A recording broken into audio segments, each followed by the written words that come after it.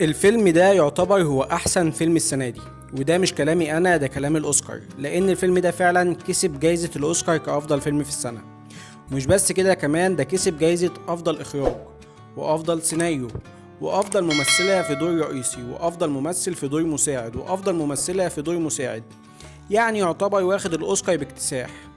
بس في نفس الوقت الفيلم معقد حبتين، مش حبتين الصراحة، هو حبتين تلاتة اربعة، لانه بيتكلم عن العوالم والاكوان الموازية، وليلة كبيرة قوي سعادتك ومليانة تفاصيل كتير قوي واشكال وصور وحاجات غريبة جدا. بس برغم ده كله فهي فكرته تعتبر بسيطة، فاحنا هنلخصه بدون الدخول في كمية التفاصيل الكتيرة جدا اللي في الفيلم. دي ايفلين وده وونج متجوزين بقالهم يجي اكتر من 20 سنة، وسابوا بلدهم وجم فتحوا في امريكا مغسلة، وعايشين حياة هادية وطبيعية الى حد ما، بس في نفس الوقت مليانة مشاكل زيها زي أي حياة. وعندهم بنت اسمها جوي، بس جوي مش على وفاق مع أمها، لأن جوي عنيدة جدا وما بتسمعش كلام أمها، وأصلا مش قاعدة معاهم وبتزورهم كل فين وفين. وإيفلين تعتبر هي اللي شايلة كل حاجة على دماغها، وكمان أبوها في أواخر أيامه جه يقعد معاها فهي اللي بتيعيه. وكمان عندهم مشاكل في الضرايب وفي الشغل، وإيفلين ما عندهاش وقت حتى تفكر في نفسها، وعشان كده وونج كان حاسس انها مهملاه. بس هي مش مهملاه، هي راسها فيها مليون حاجة، هي مش عايشة لنفسها، هي عايشة للي حواليها. بس وونج ما كانش شايف ده كله، وعشان كده فكر في الطلاق وجاب استمارة الطلاق، وكان عايز يفاتح ايفلين في الموضوع بس ما قدرش.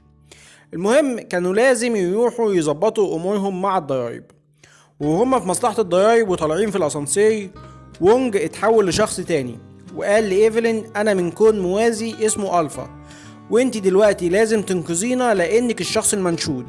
وقام حط لها جهاز في ودنها شافت من خلاله كل اللي حصل في حياتها، وإنها هيبت زمان مع وونج من أهلها لأنه كان حب حياتها، وتخلت عن أحلامها لأنها كان نفسها تبقى ممثلة أو مغنية، وكمان أبوها قاطعها عشان كده.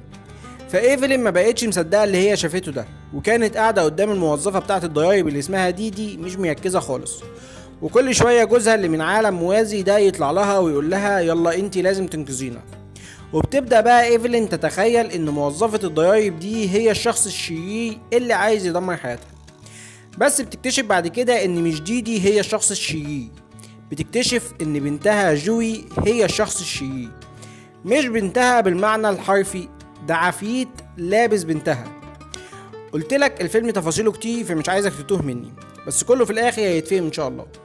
المهم يعني ايفلين كانت فاكره ان العفيته اللي لابسه بنتها عايزه تقتلها، وكان هيقتلها خلاص فعلا، لحد اما جه ابو ايفلين وانقذها. وبعد كده يجرب بنتها من تاني، وحاول ابو ايفلين يخلص عليها تاني، بس ايفلين هي اللي منعته. ما هو في الاول والاخر بنتها، فابوها قال خلاص يبقوا لازم تقتلوا البنت وامها، لانه كان خايف لايفلين تتحول وتبقى عفيتة زي بنتها. والله انا هتوه مني ذات نفسي. المهم يعني عفيتة بنتها ما كانتش عايزة تقتل ايفلين ولا حاجة، هي كل اللي كانت عايزاه ان امها تسيبها تشوف حياتها حتى لو هتدمر حياتها، بس هي من حقها انها تجرب. وكان نفسها ان امها تفهم انها مش هي اللي هتعدل مصير الكون، وإنها لازم تدي لكل واحد مساحته وحريته، وتخلي كل واحد يعتمد على نفسه، وما تبقاش شايلة هم كل الكون فوق دماغها. وأثناء هذه الرحلة الغريبة بتسافر إيفلين في الأكوان الموازية، وبتشوف حياتها لو ما كانتش اتجوزت وونج وكانت بقت ممثلة مشهورة أو حتى بقت مغنية. هل فعلا حياتها كانت هتبقى أحسن؟ ولا كان قرارها صح لما سابت بلدها وأهلها وسافرت مع حب حياتها على بلد تانية، واشتغلوا مع بعض واستمتعوا مع بعض وخلفوا حتة بنت كانت هي كل حياتهم؟ وبعد كده البنت كبرت وحاولت امها تفرض سيطرتها عليها زي ما زمان ابو ايفلين حاول يفرض سيطرته عليها. وبتكتشف في الاخر ايفلين انها لو عاشت 1000 حياة عمرها ما هتعيش حياة احسن من اللي هي عاشتها مع حب عمرها ومع بنتها اجمل حاجة في حياتها. وعشان كده لازم تدي لبنتها الحرية اللي كانت ايفلين بتحلم ان ابوها يديها لها، بس مش الحرية اللي تدمر بيها حياتها، هتديها حريتها بالقدر اللي يخليها تعرف تفرق بين الصح والغلط. لأن البنت مهما لفت ولا بعدت عمرها ما تقدر تبعد عن حضن أمها، لأن العيلة هي أهم حاجة في الدنيا. وابو ايفلين ما كانش فاهم كده زمان، بس لما فهم الحقيقة استوعب انه كان غلط. وبعد حوالي اكتر من ساعتين من الاستمتاع بالصورة السينمائية وكمية الافكار اللي طلعها المخرج والسيناريست، لا تملك الا انك تقول ان الفيلم ده جامد جدا، وانك تتمنى اننا في فترة ما في السينما بتاعتنا نبقى قادرين على فعل مثل هذه الافلام. وبينتهي الفيلم نهاية طبيعية جدا، ان العيلة كلها بترجع تتوحد من تاني، وونج بيشيل فكرة الطلاق دي خالص من دماغه، وإيفلين بتهتم بيه أكتر وبتدي لبنتها الحرية اللي محتاجاها، وبنتها بتتعلق بأمها أكتر، وأبو إيفلين بيعرف غلطه، وكلهم بيتجمعوا مع بعض وبيرجعوا أسرة سعيدة من تاني.